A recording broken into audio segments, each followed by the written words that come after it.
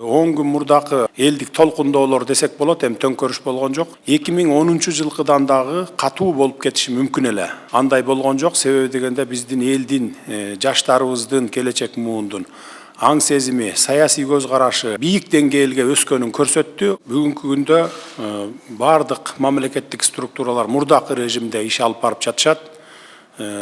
Бардык күчүбүздү ушу бүгүнкү COVID-19 боюнча жана биздин экономиканы көтөрүү боюнча иш алып барып жатабыз.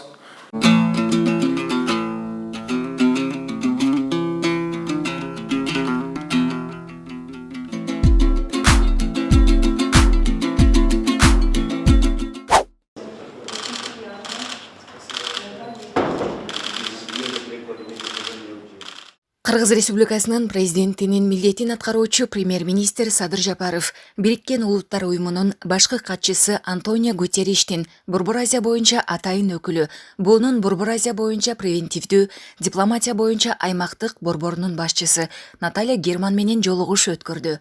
Бул тууралуу өкмөттүн расмий сайтында маалымдалат.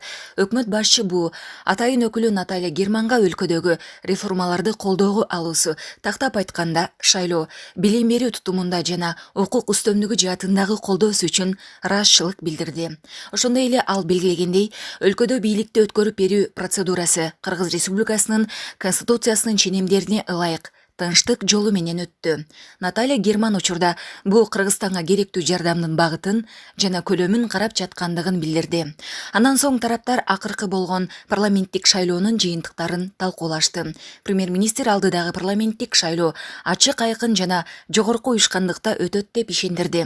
Жолугушуунун соңунда Садыр Жапаров буунун башкы катчысы Антонио Гутерриш, ошондой эле буунун башкы катчысынын Борбор Азия боюнча атайын өкүлү Наталья Германга үчүн оор болуп турган учурда ишеним көрсөтүп, колдогондугу үчүн ыраазычылыгын билдирди.